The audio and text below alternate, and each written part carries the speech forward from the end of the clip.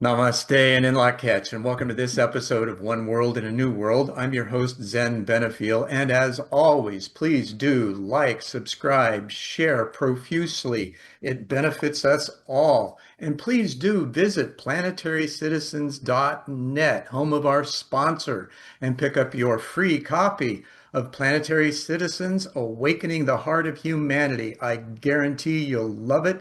It finds balance in between the left and the right that you might not be aware of yet. So get your book and find out. Now, this week's guest is Janice Edwards. She is a speaker. She's an Emmy-nominated executive producer and TV talk show host. She's a CEO of Edwards Unlimited. She really loves new media communication and video production. She's also a graduate of Harvard. Imagine that. She's just a wonderful woman. You'll meet her in just a moment. We're going to have a really deep dive and find out how she bridged her inner and outer worlds. Don't go away. We'll be right back. Explore the thoughtless sphere. Embark on a life-changing journey of self-discovery. Embrace harmony with self, with others, with Earth. One world in a new world. Zen Benefiel skillfully ignites conversations, guiding guests to reveal personal journeys and perspectives. Listeners are inspired to seek knowledge and find wisdom in their own lives. Join this transformative journey as we navigate the depth of human experience. Janice, it's so great to have you here. With amongst all the kerfuffles we had coming in, it's such a joy to have you. Zen, thank you so much for having me. I am delighted to be here. I'm very excited about the work that you're doing, and thank you again for having me as a guest. And hello to all of your viewers. You're very welcome. And it's good to have a cohort in the media, right? I haven't had the exposure you have, and yet I've had, 35 years off and on in it. Uh, Yes. Now, regarding where we're going to go today, um, most often we're bereft of having conversations about what goes on inside of us. And I think that's a detriment to society as a whole because we live half inside and half outside. And most of this internal things is our own questioning, our own recursive function, if you will, that has us querying ourselves for answers. Well, we're built that way, right? So how do we move into that? And if you would be so kind as to share when you first began noticing that there was more interconnectivity to life than just the outer world expression. I liken it to a seminal moment when I was 4 years old when I was in the bathtub at my home and my great grandmother was visiting us. And I heard her say, "Girl, get out of the tub right now." And so I yelled downstairs, "Okay, Granny, I'm coming." And she said, "I didn't say anything, but I was about to tell you, get out of the tub right now." And so that was the first moment when I recognized I heard that before it actually happened.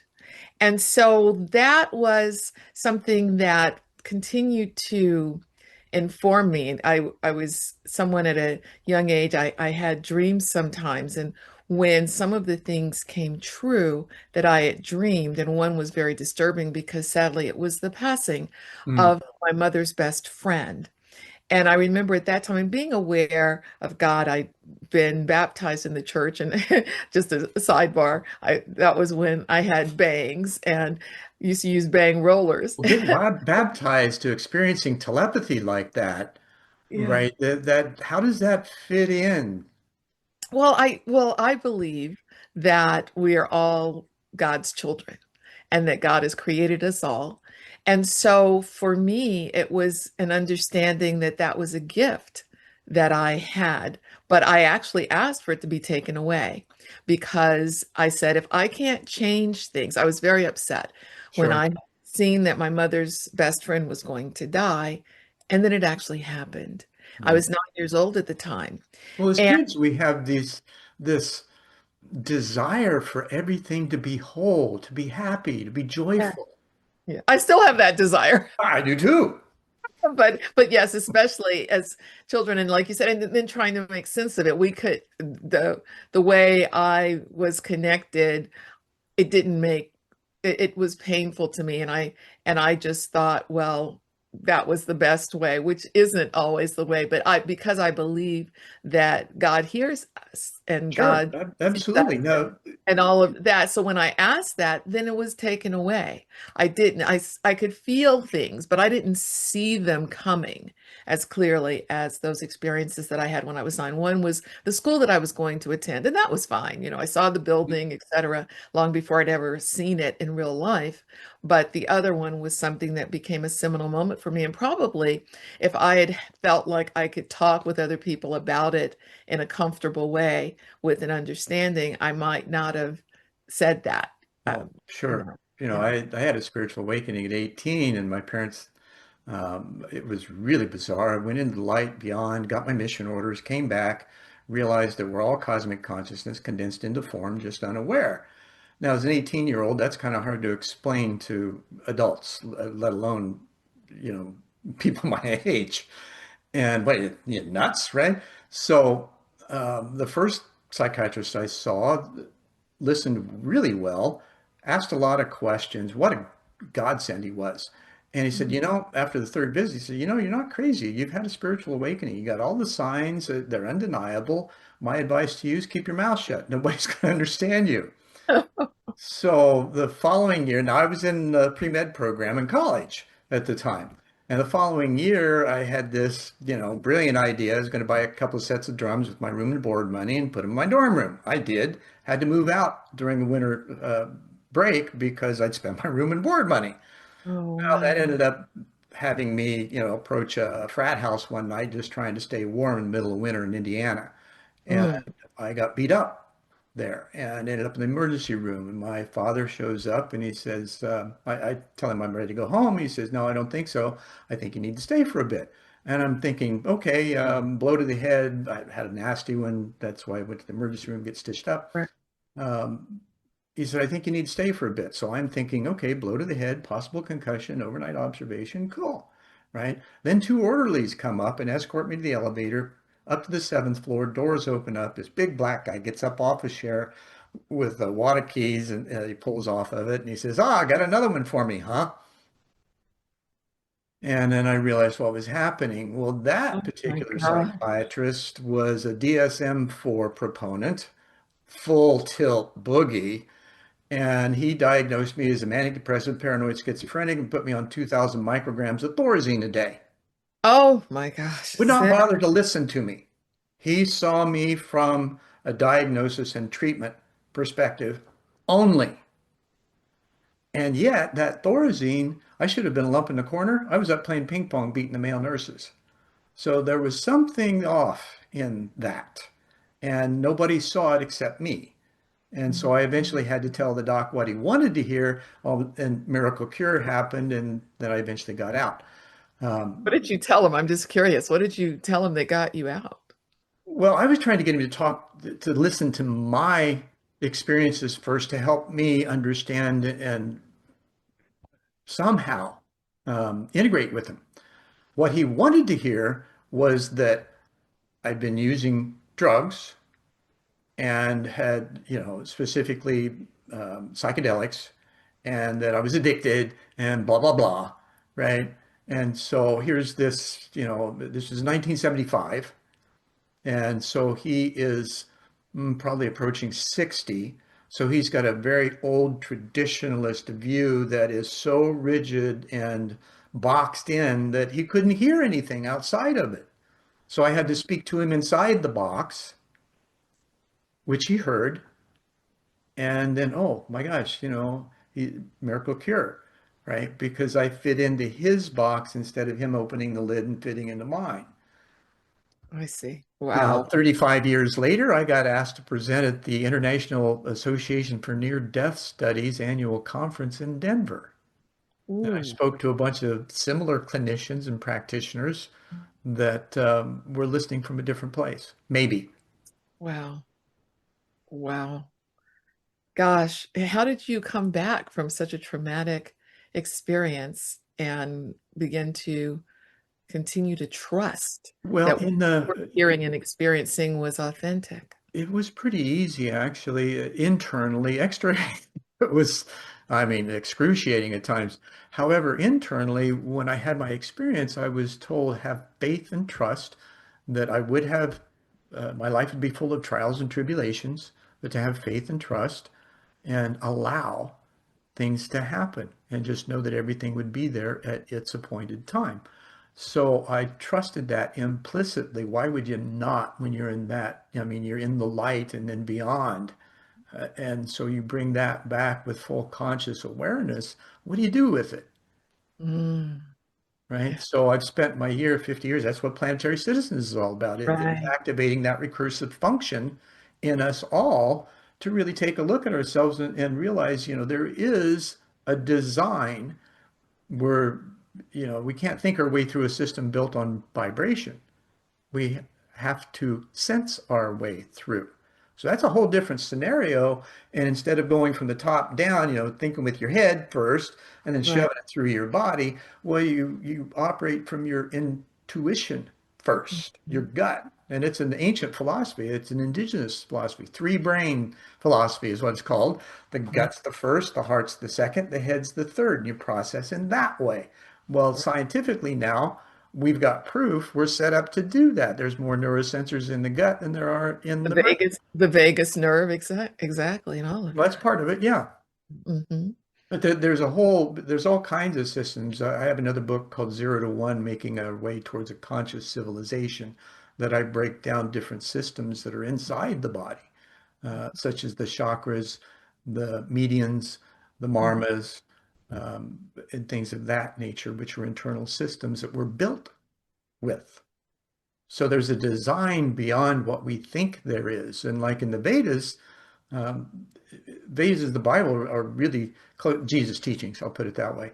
Because the Vedas say we're all divine threads incarnate, connected to source, capable of God consciousness. Well, that's individuated, infinite intelligence available to each one of us that we query internally, which is how you were able to operate with that telepathy because you said, okay, I'm going to shut this off for a little bit. You requested it, not realizing it was your own doing. Mm. And Mhm. then eventually you got comfortable with it again as you grew, I would suspect, professionally. You got hints, you got indicators. Let's talk about that. In that reflection, I know I gave you a lot in a real short amount of time. I love it. I love it. Yeah, that was really. So, Mhm. and thank you for allowing me to share that. It wasn't necessarily my intention to do so, but it came up, so why not, right? Exactly. Um, and in that, so how did you experience those kinds of things in your younger years? How did you learn how to process things to make sense, first of all, and then help others make that sense common between you as you got older? Mm. The journey has been an interesting one. It continues to be, I will say. One of the experiences I had at 13 was I'd read a book on transcendental meditation. Mm, And I remember reading that because I was always searching for answers. The Hugh Pray, the Why Am I Afraid to Tell You Who I Am? Why Am I Here? right. Scott, like the Road Less Traveled, all of those things. Litany of books, right? Right. Yeah, exactly. And so when I was having an experience of being able to see my body somewhere, but looking down on it, it felt like from the ceiling. I recognized for me that that was not that was not a safe experience in the sense that I felt like I needed to get back in my body and be more Sure. integrated. Well, it was unknown, right? When you leap into Right, the unknown, right, there's all kinds of trepidations of what are you going to find, and it can right. be so uncomfortable that you want to just snap back to what's more comfortable.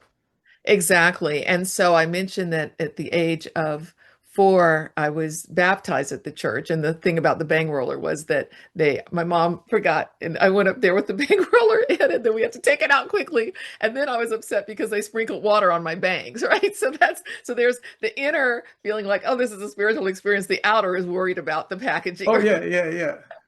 And then when I was 11, I was reading about the age of responsibility for Christ, and I felt like, I hope I get the call, God. And one day I was in church and I got the call to go to the altar and give my life to Christ. And so those two experiences, and then when I was 13 having this, I started to understand a little bit about spiritual warfare. And the reason I mention this is because I came to an understanding because of that and even a Ouija board experience that you can invite spirits in, but not all spirits are good spirits. And I unfortunately had a couple of experiences like that. And so and in my growth, I later wound up doing the Course in Miracles and also visiting with a friend who was Buddhist, you know, somewhere where they were chanting, and all of these questions, and all of it came back to my rededicating my life to Christ, July 11th of 1992. The So is reason I'm that the Nam Myoho Renge Kyo? Yes, exactly, Okay. exactly, yes, yes. And so the the navigation has been something that continues to be a an amazing experience and sometimes a challenge Kind of a between conundrum too, and right? the outer. Right. Because there are times, for example, I might pray for someone and what the Holy Spirit downloads to me is something that I had no knowledge of with the person. So that in that way, that seeing or understanding has come back. Hmm. But it's not even so much that I might see it in a person right there, but as we go into prayer, it comes forward. Or Sure. sometimes when I've been on, hosting a show and I'll see something in someone and it may be a question that I wind up asking, or it may be something I don't ask then, but afterwards I might wind up saying, do you have a prayer request? Or sometimes it's that kind of experience. I had an It's a bit more intimate than people are necessarily used to. This is again where that inner awareness comes into the outer world and you ask for permission. Exactly. And then one of the things that has been a challenge also is the staying awake, Mm. staying awake in the spirit to things. And I think about that old Dionne Warwick Now, that song. has nothing to do with being woke. That has to do with being awake. Right, exactly. I mean, I would say in a sense it might, because as you There's mentioned, liminal space. right. Well, as you mentioned in your book too, that the understanding that we are here and we are connected in a deeper way than polarization allows for does have to do with being awake. And some of what people have subscribed either correctly or incorrectly to being woke is about being awake to that no matter what we are or our skin color, like, when you were talking about what happened to you and you mentioned the big black guy. Well, whatever race he is, there was a horrible experience that you had being there. But is that related to the race or the action, No, right? I was just describing the situation Exactly. Well, without. that's what I'm saying, that Yeah, you were describing that. And I know that because that's how you are. Some people hearing that because of polarization might think differently. And so absolutely. Absolutely. that's the reason I make the Well, distinction that, perspective drives right, perception. It's not the other exactly. way around. Right. And so that's why sometimes being awake may also look like being woke, as some people say Very it, true. but it's Yeah. not necessarily that. But, there's an old Dionne Warwick song, Do You Know the Way to San Jose? And she talks about how weeks turn into years, how quick they pass. And sometimes I don't know if you've had this experience, probably not, because I can tell you're very consciously focused, that wait a minute, 3 months ago, I had this intention, or I remember this, or I'm experiencing something now that is reminding me of the essence of who I am. The reason Fractals. I'm called, what'd you call it? It's an experience of fractals. Fractals. Okay, Yeah, exactly. that's part of the recursion, the ripple, Hmm. right? And sometimes we experience it as deja vu, Yes. and sometimes we experience as precognitive. Hmm. Sometimes there's the differentiation between that, for lack of a better, I'll call it a negative and positive charge. Hmm. Speaking of energies, right? And Right. yet, if I'm remember correctly, I think it was Jesus that said, "In perfect love, there is no fear." Yes, perfect love casts out all fear. Yeah. And so, where does one need to be internally in that unconditional space Hmm. to then not be affected by that um, oscillation of energy? Yes, that is one of the biggest questions. When I was interviewing Ariana Huffington, we were Oh, it talking. must have been a real pleasure. Yeah, it was. It was amazing. She had written a book, and we were talking at one point about the inner critic. And when I do Mhm. media coaching, I work with this with people a lot. And I said, "So what is your critic saying to you right now during this interview?" And she said, "My critic is saying you have a funny voice and you should never talk on TV." And so it's like that kind of experience is And what. self-deprecation, Right, that's right, but 70,000 thoughts we have a day. How many of them are self-deprecating? exactly. And why? And what is that conditioning? And so all of those factors are related. I mean, you mentioned Indiana. I was born in Chicago, grew Hmm. up in Atlanta. And I remember when I came to Atlanta at one point, I was around a lot of older people, some relatives. And I said something. I don't know what it was I said, but someone said to me, children should be seen and not heard. And I looked, I said, but I'm right here. Why wouldn't you want to hear from me? And Exactly. so, but that is something that because of some cultural norms, societal norms, Right. But, expectations is back to suppressed. those belief, Right, like that what you belief system, the experienced. Christian belief system, and Jesus saying, "Be ye as little children." Hmm. Okay, well, what's that mean? That doesn't mean put you in a box or a corner or a classroom and shut it off and program you. That means to listen and engage and respond in love. Yes, and see a being as a precious entity. Yeah, And so, and that is something that part of my mission in terms of sharing, in terms of creating media for others, in terms of writing, in terms of praying, in terms of media coaching for people to step into their brilliance. It's about that. And yet at the same time, I have to remind myself, like you say, the inner and the outer. One of the things that I told my mom, you mentioned college, and when I was 14, I was in the mime troupe at my school. I was also the first African American class president there. I was also president of Methodist Youth that's Fellowship. awesome. And I was, thank you. And I And was, I'm sure very challenging as a result, too. yes, exactly. Yeah. I was also acting. And I told my mom, I don't want to go to college. I just want to act.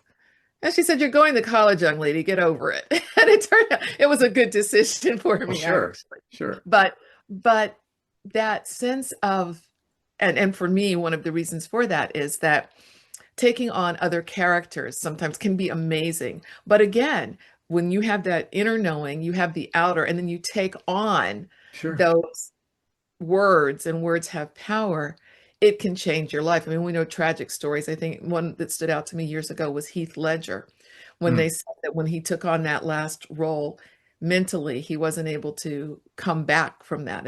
And so a lot of times when you see people who are very sensitive and they're self-medicating, and I don't know anything more about his life, I'm not trying to speak on that, but what I'm Sure. saying is that serves as an example, because there's, when you talk about all of the thoughts we have per day, sometimes there's a gossamer thread between what's actually you and those thoughts that are laid upon your brain and your spirit. Great point. That's some call it, I believe, the imposter syndrome.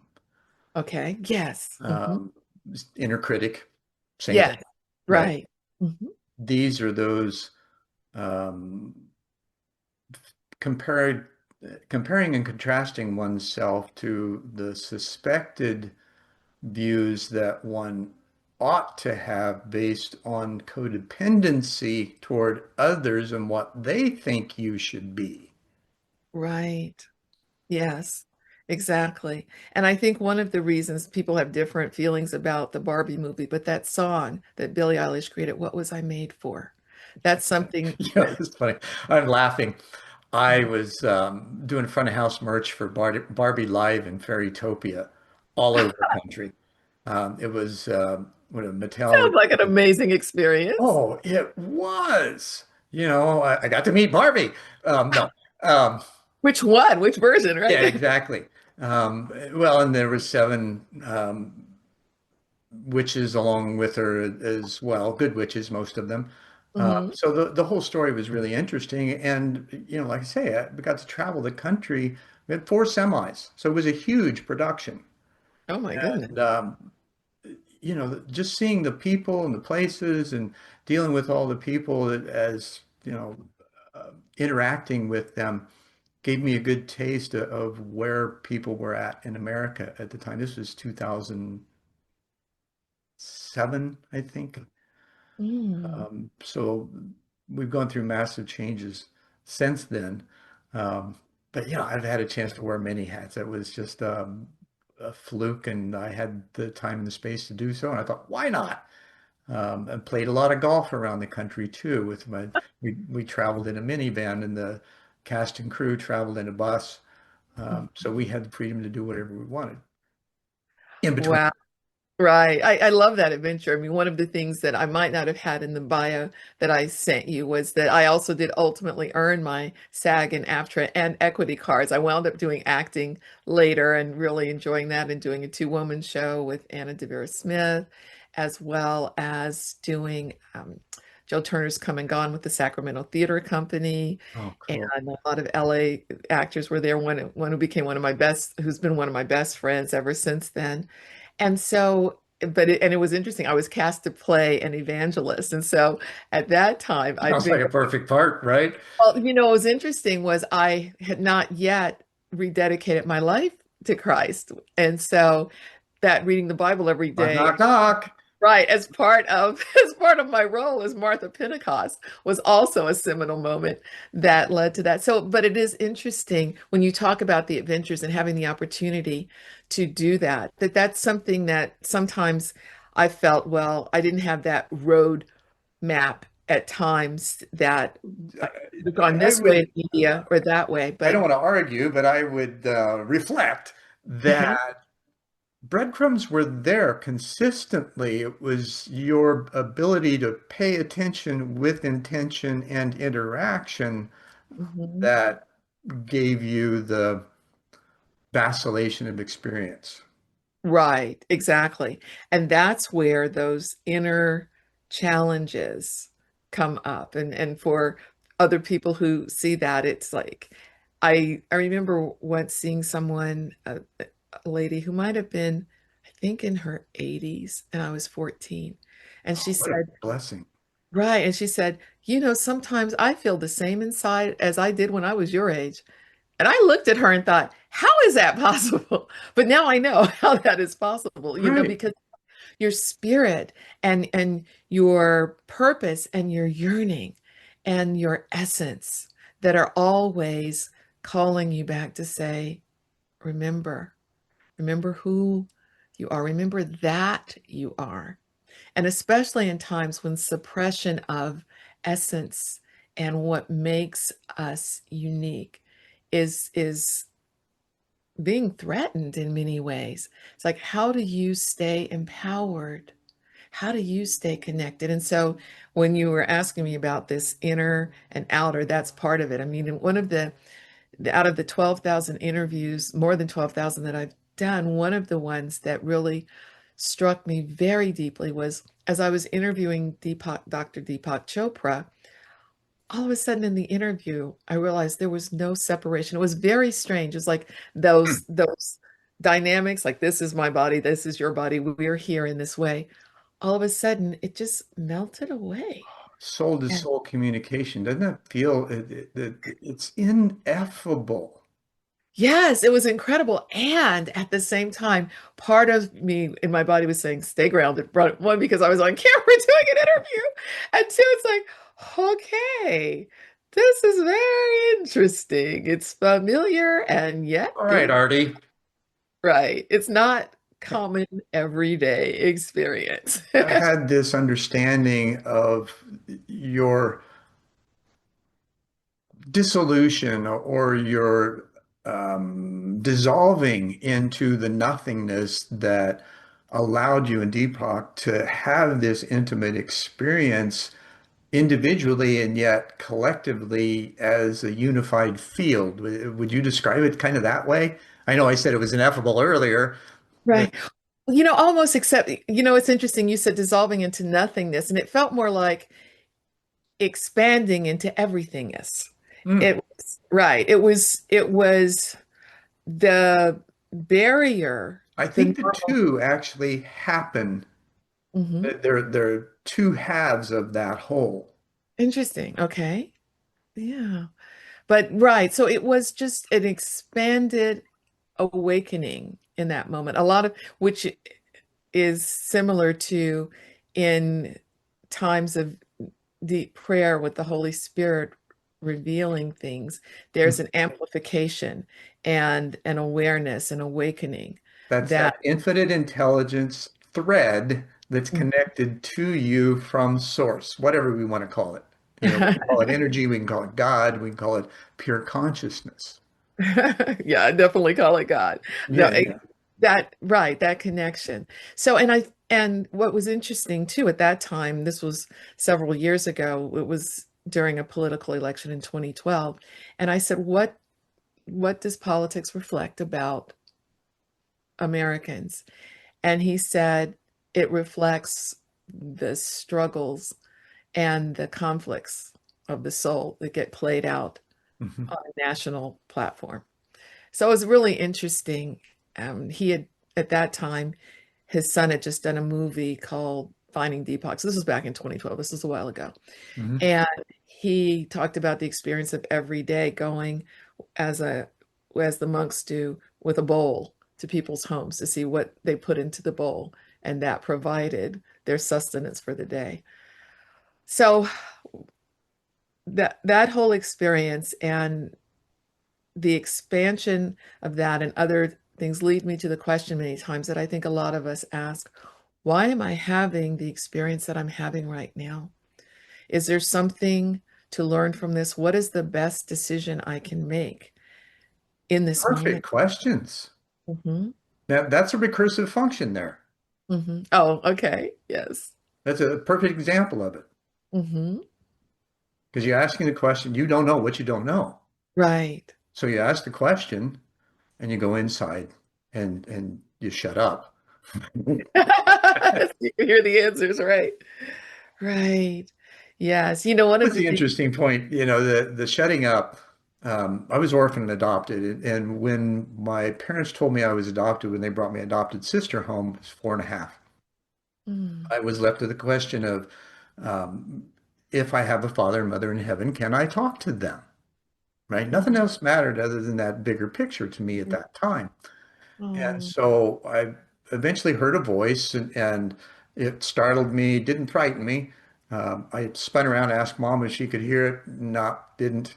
So I knew it was there. I didn't question that. So what I did, dad worked nights, so he'd have a nap between 8 and 9:30. Mom would be in the kitchen. I'd be in the living room by myself. I'd open the curtains up and I'd look outside from the window with lights on, right? So you can't see out. And I would stand there and would project this voice that I heard in its words and tone, and I would wait. And of course, the kid's mind is just racing, wondering right. whether it's going to come back or not. Well, one night I found silence. I shut up for just a moment, and the voice came. Mm. And I was just Wow. amazed. So I learned, and I didn't even realize it at the time. I got older and started practicing meditation, talking to people, and going to classes and workshops and all that, and eventually even offering them. It was that initial experience of finding that silence inside that opens the door to that communication. Right. Yes. And have you noticed these days, because it's wonderful what we have in technology? Technology is connecting us right now, but the noise, the And AI ping. has got great emotional intelligence too. Oh, yes, yes. Years ago, my mom was getting her PhD and she was doing some studies about Pavlovian responses, Mhm. and how the dogs would salivate when the Ring bell. that bell. Right. So first they got food when the bell rang. Then after a while, no food came. But as soon as the bell rang, they salivated. And then they've talked about how now our brains are wired, in that same way you get a ping on your phone. Like it used to be like being in a pinball machine, it's Right. whoop, whoop, whoop, whoop, you feel Yeah, like yeah, yeah. that kind of experience. And babies' brains now are being wired differently because they're exposed to so much of that, but at every level to Well, and if stay. you look at it, Stay okay, focused and connected. Okay. is it possible that this is an aspect of a design feature that we aren't seeing yet, and instead supplant that view for something more sinister? Hmm. Because Interesting. we're taught to do that, right? We're taught to be critical, suspicious, suspectful of motivations and intent, Hmm. right? Because everybody just wants what they want, and they're really selfish and self-centered, right? This is what we're being taught. Hmm. And oftentimes this is what we find out because we've been taught that and people act like that. Well, how Ah. do we shift that to where we recognize that possibility? We Mhm. don't discount it because Right. denial is kind of dumb. Right. And yet, how do we rise above that into a transcendent space where we're free of that attitude Hmm. and could be more open to something that is a bit more connected? Maybe not a lot, but just a Right. little. That is interesting. It's a great postulation too, because after Harvard, what brought me to California was going to the Graduate School of Journalism at UC Berkeley for Hmm. the master's work. And so as a journalist, I mean, I was always that little child saying, "Well, I have something to say. Why wouldn't you want to hear it too?" As Right. as a journalist, when you Well, say, you and got to figure out, okay, where do I plug this in? Where's the right, pause? And how can I do it? right, Right. exactly, and the both sides, which sometimes is sadly lacking now. That's one of the things I do decry that you Yeah, don't hear. We try to speak with the other, it's like blah blah blah blah blah is being thrown at you, and it's like, and what about the other part of that, the opposite? It's like silence sometimes, and that's frightening. Okay, from a journalistic perspective, especially journalism as a fourth estate. So I agree sure. with you. There are some amazing things that are happening with AI.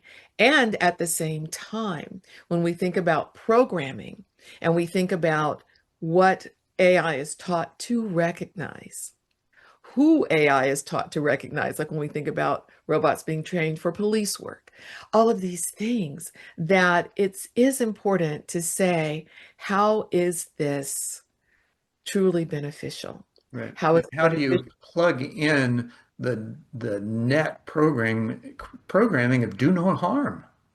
Right. And do you plug it in? Because that's the whole thing. And what I loved in your book was about that. It's about the intention. It's about this new, when we talk about new world order, a lot of people think a lot of different things. What Sure. you're talking about is a consciousness Yeah, and well, a, I've got a great interview with Jeffrey Mishlove that first time, his 28-year dream come true. When I first started One World in 1990, I wanted to emulate him and who was a graduate of Berkeley, by the way, and Bill Moyers.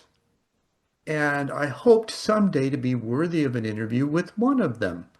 2018 rolls around, serendipitous moment. Jeffrey reached out to me on another topic out of the blue. Ended up that was in June, and in August we did three conversations at his home in Albuquerque. The first one was titled A New World Order, and it was based on my understanding of frequency and vibration rather than the facade on the old order. Mm, wow, that's amazing. And see, that's what you are talking about and what you're standing for.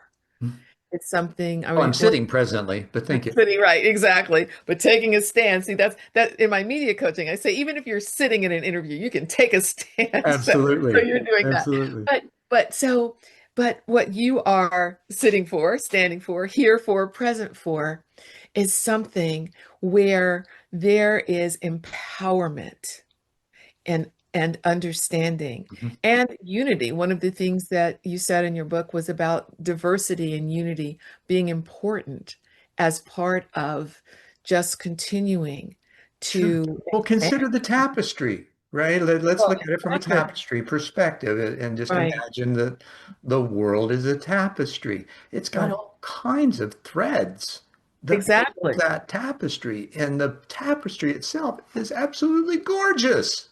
Yes. I mean, you think about it like you think about how people are introduced to foods. Like you think about a baby, right? And then a child growing up. At first, broccoli's not, maybe that is not the great thing. I remember interviewing Jerry Seinfeld. He talked about how his wife, Jessica Seinfeld, wrote the book where she started putting broccoli puree in the brownies. And so, because the kids at first said, I don't want broccoli, but then they liked it in the brownies. The palettes that we have as we expand, and you tell a child, well, Now, there's other things in brownies now, right?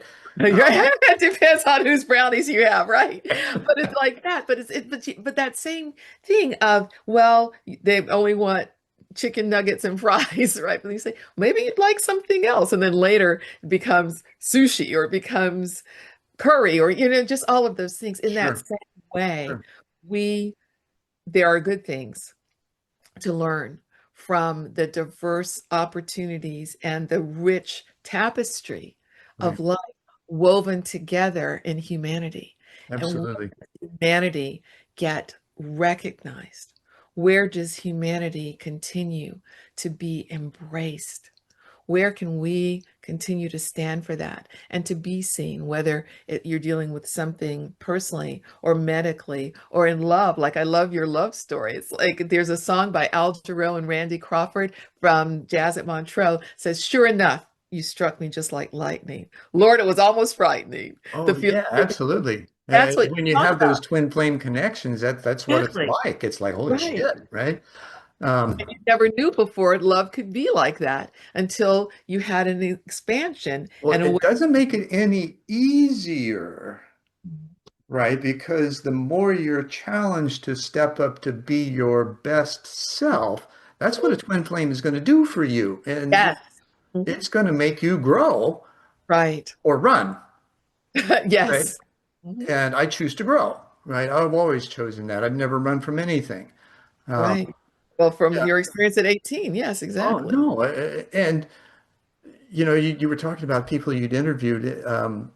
My second show of One World in 1990 was with a guy that you may recognize his name, Kai Alex D. I don't. He was in The Manchurian Candidate. He played the Oh, okay. original Woe Fat Oh, okay. I on do. Hawaii Five-O. Right. I do know the characters he's Personal played. friend, mentor. He had a doctorate in theology and was rector of a Taoist sanctuary here in Tempe. Really? And the dean of continuing education at ASU at the time, Obadiah Harris, became a dear friend, and we were working on some things together. He introduced me to Kai at a tea ceremony, and just a beautiful human being. Now, 2 years later, he passed away, and I'm at my desk early in the morning and pausing for a moment, put my just kind of struck the pose, right? And closed my eyes, and I was off and just in nothing for a moment. And then I'm having a conversation with Kai. And Wow. about 15, 20 seconds in, I'm thinking, Kai, do you have more, better appointed duties? You got to be busy over there. Why, I hope I'm not interrupting anything. And then this big booming voice, similar to the one I heard as a kid, only much deeper and louder, says, there are many worlds. And on the Z, my guest house shook. Now it was a cement slab foundation, Wow. block construction, and the thing shook. Wow. And I'm like, whoa, what's going on? Well, a couple of days later, I'm over at my girlfriend's in Scottsdale, and Scottsdale Progress newspapers on her table, and I never read the newspaper, but had the impression, okay, open it up. Inside cover, FAA announced the sonic boom was a headline. So I'm reading the article. Sure enough, no, this was on Thursday morning. Tuesday morning at 10 a.m., the FAA office was flooded with calls, wondering about this boom, whatever it was. I didn't hear anything. I felt it. And so he said, they had eventually had decided to announce a sonic boom had occurred. Second paragraph. However, Luke Air Force Base, Sky Harbor Airport, and Air Force Base, which is still in operation at the time, could not identify its source. Ooh. Now, what do you do with that, right? It's just a moment. Right. It's out of this world, literally. Mhm. And yet, here's the evidence that something happened Mhm. at that same time. So that Right. synchronicity might lead to an expansion of understanding of how worlds interact, and that there is a multidimensional aspect that we aren't particularly aware of most of the time. And yet we have those micro moments, if you will, of Mhm. interconnectedness to that degree. And that wasn't my first. I've had others, and I'm sure you have too. Mhm. With that story, what did that trigger in you? What memory came up for you that you connected with it? It's interesting. Well, there are two things. One, my mother used to make these bird sounds. And after she passed, sometimes I'll hear a bird making the exact sound that she made. And it's just like, hi, mommy, I feel you. Sure. But what was triggered by what you said is that in 2013, my mom passed July 2nd at 1:51 p.m., July 2nd of Mm. 2011.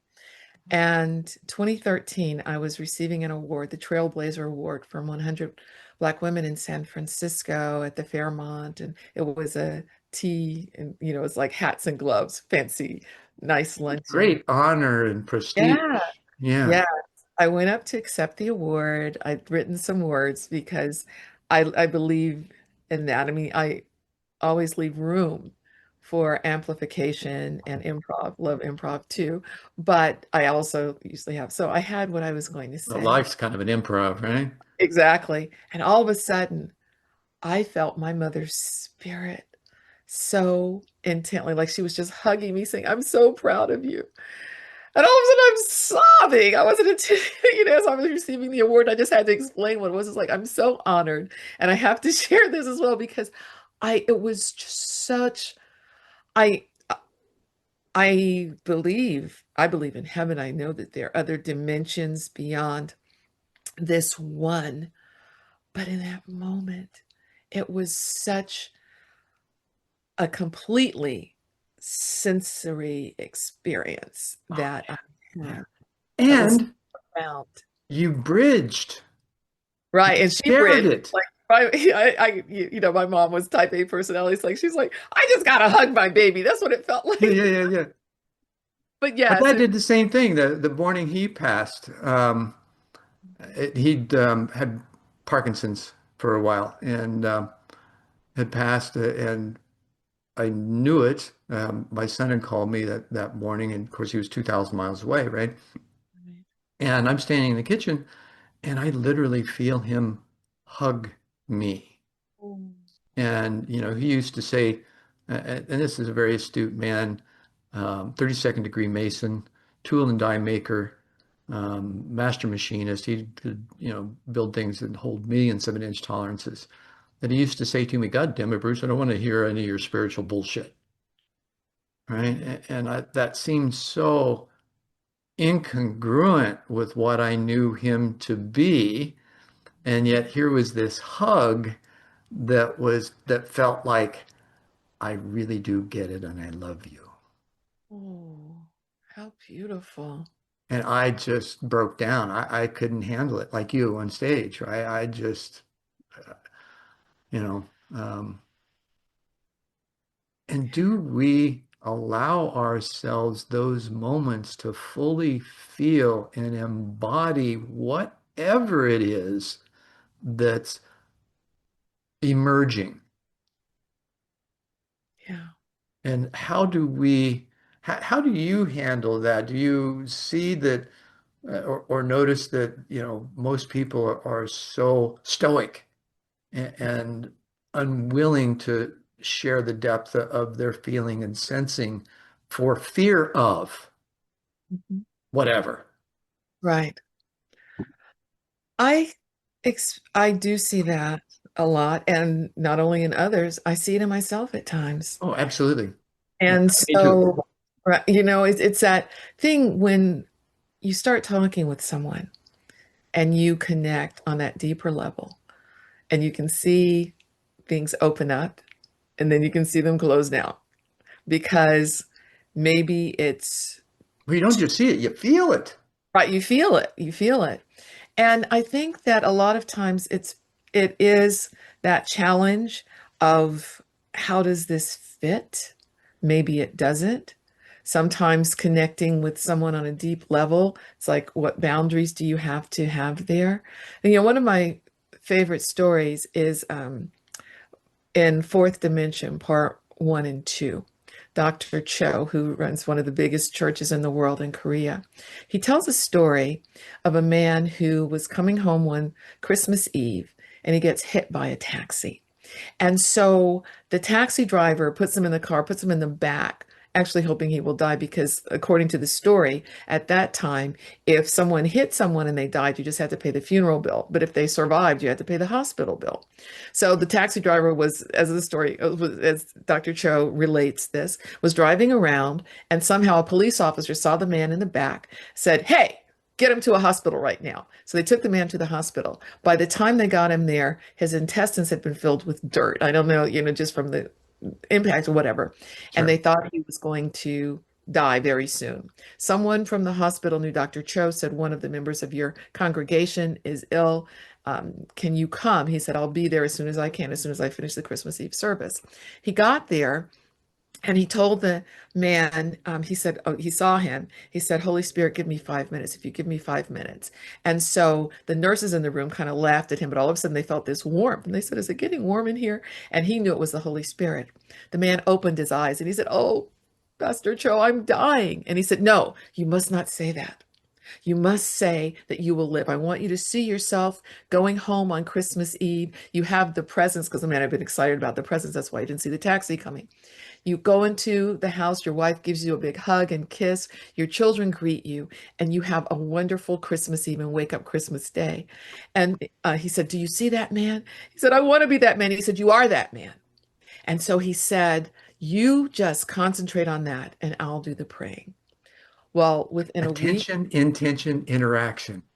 I within just tossed that in before I forget. exactly, exactly. Within a week, the man had gone home. He was fine, a miracle. And then, whenever Dr. Cho thinks about that, he said, "I think about the Holy Spirit and the Holy Spirit saying yes, and the Right. importance." And the whole book is about And that because, you giving permission, right, exactly. right? Because, That's the whole crux of it. You got to give yourself permission to be whole, to be healed, to be right. unified. Yes, exactly. And deal with the challenges of experiences. There are things we'd rather not go through, right? And it's like, But but there's things that had we not gone through them, we wouldn't learn much, right? well, There's but those but then trials it's and like, tribulations that add right, to. right. And how do we go in and saying, "Okay, if this is what I must do, then my goal, my desire, my belief is to come out a certain way." And to go fully for that, and praying for other people and people declaring what they want. I mean, I had someone who actually talked me out of doing affirmations for a while, unfortunately, because I was laughed at. But the thing is that There's it that point about a perspection, codependency. exact codependency, and that's why you like people like you talk we were talking about people are afraid. You know how sometimes you can have the most profound discussion with someone, strangers on a plane or strangers on a train, but in your own life it's like that's too much. I remember Yeah, when what was it? A prophet's not known in his own home or town or something like that. and then because even while we might have this understanding in one area, where are the areas where we don't have mastery, where people can say, "Well, sure, you can understand this, but how come this doesn't work in your life?" And so, how do you reconcile those? And that's where a lot of people get stuck. I mean, it's easy to say, "Okay, well, maybe I won't talk about that so much," Or but they hire like coaches like me to help them work through that that's and our further right. recursive function. Exactly, exactly, which is why the work that you do is so important, Zen, and all of the opportunities that you provide for people to remember. and hearken to home in that sense of within and connection with the divine, and declarations and intentions. Like you knew enough at that time to get off of the Thorazine trip that they were taking you on and say, okay, this is what I need to be able to go on. I'll turn this key. You know, they'll say, oh, Well, here's what actually happened. I didn't go into the full story. okay. So, midnight the night before, I'm up reading the Bible, and um, there's a black woman sitting next to me. It's probably 10, maybe 15 years my senior. She's got a book on Wicca that she's reading. And so we get into this conversation, and partway through, she, kind of sits up a little bit, says, I feel like you need a blessing. Would you mind if I give you one? And I'm like, sure. Right. So she gets up, goes into her room, comes back. Now, this is one of the fellow inmates, right? And she goes up and Oh, okay. So she was a patient there too. yeah, she was a patient too. And so she gets a vial of oil, brings out a little small one, and puts a dab on her fingertip, makes a cross on my forehead, does some kind of incantation prayer, and then we, go back to the conversation. And the following morning, I had no desire to try to get the doc to understand me. I understood him and blurted out what he wanted me to say for 3 weeks. Wow. Interesting.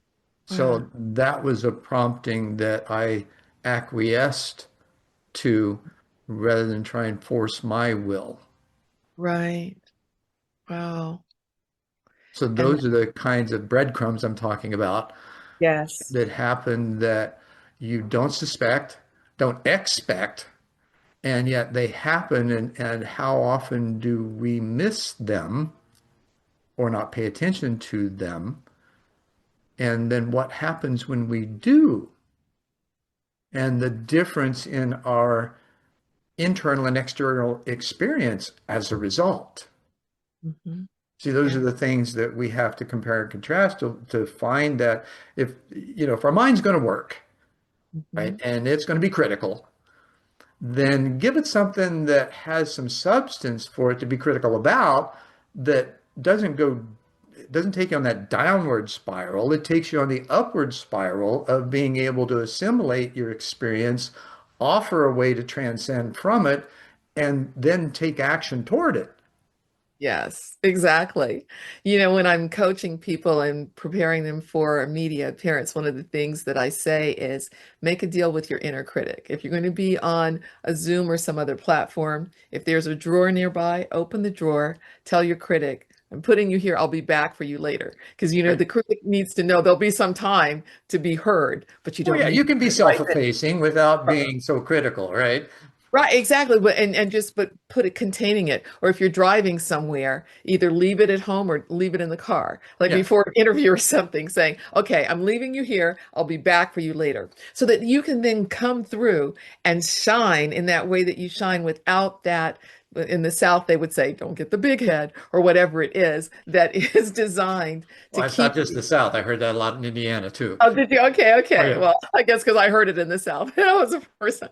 But, you know, I think it's that. Midwest, that whole region, north to south, was kind of Yeah. that way. East Coast is a Yes, little different. exactly. West Coast is quite a bit different. Exactly. And the point is that it was designed with a good reason, just like the ego, Sure. ego's trying to keep you safe. The critic's trying to say, Yeah, keep remember, you in check. right, remember that didn't work last time, don't do it again. But and they want to make sure that you're humble. Like they talk about the humble brag Well, now. it's about failing forward, Interesting. Yeah. right? It's recognize, oops, okay, how can I do that better? Be- Right. Because you had the impetus to do it, you just didn't have enough wherewithal Therewithal. Mhm. to make it fit in that Right. moment. Exactly. Exactly. So true. So true. Wonderful. Just amazing stuff. So, what was your most dynamic in your professional life now that we've moved into these areas of professionalism and careers and things like that? What do you find has been the most advantageous to your own inner work and your sharing of that with others? I think discernment is really key, meaning that there are different platforms in which certain things are to be shared, like this wonderful experience, but it's not on every platform that this happens. I remember when I started working on camera and I was working with a coach, and she said, people want to see Janice Edwards, but they don't want to see the Janice Edwards who gets up with something in her eye in the morning and has to do this. They want to see Janice Edwards. Hmm. So it's not a, it's like a compartmentalization, but to the degree of integration that is possible to do that, meaning that when I work with people, I do inner child work. I've done some on my own as well, which has So you been, got a great pause and reflect button that operates in micro moments. yeah, exactly. Okay. Exactly. Yeah. So it's that understanding that you need all of you at least at peace or integrated to be able to show up in the best way possible. And it can be that you tell your inner child to go take a nap and then you'll be back. But if you need your inner child to come and perform, it's like offer a treat afterwards or something. It's like do something Let's go that get some ice cream. you're right, exactly, or blow bubbles in the park or whatever Sure, might sure. be there, but at the same time, so that you can go and do the speech or minister to people, and then having an opportunity to know that when you are going to be public and putting things forward, you also have time to retreat and Mm. practice self-care and that balance, because then it's like, even though sometimes, especially with social media and especially for people who are popular, who are super popular, it's a different dynamic, but still, even with what people who are wise choose to share, there's a time when you are visible fully, and there's a time when you have a chance to retreat, Yeah. to tend to what is most important, that allows you to show up there and also to have your private time. I'll tell one story that I was at LA, I was in LA at Roscoe's Chicken and Waffles, and one of the people I always thought that I would interview or watch record in a studio was Luther Vandross.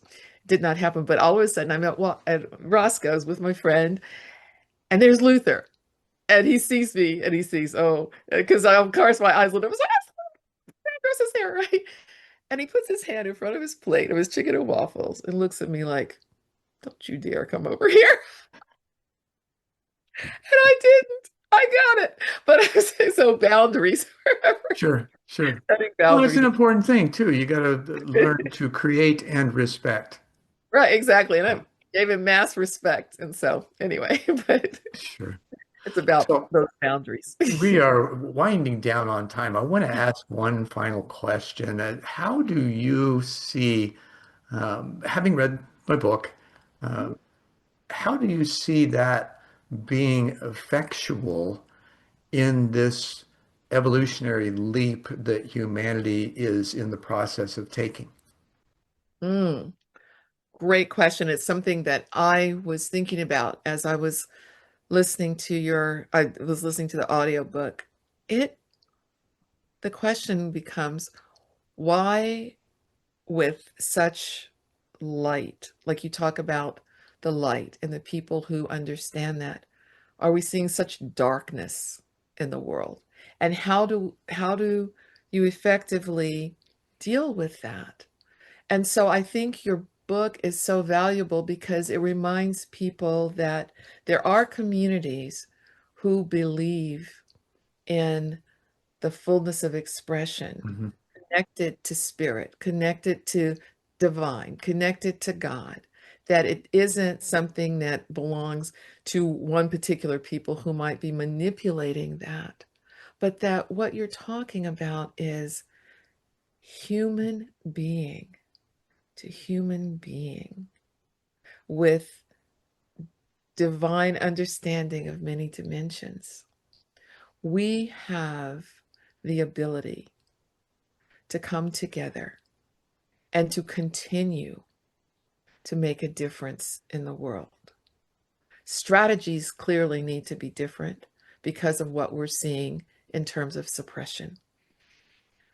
The reminder that you provide in your book is something that then inspires others to say, where can we take that action? You say, where can you take one small action? Then maybe there's another step. But I think it also speaks to there has to be wisdom. There's a scripture, wise as serpent, gentle as doves, wise as a serpent, gentle as a dove. And in these times when we're seeing what looks like poisonous snakes trying to choke the life out of many people, it is important to figure out how do we sustain and feed into life and feed into the best of who we are Mhm. and not kowtow to the worst. Thank you. That was so eloquently and heartfelt in your expression.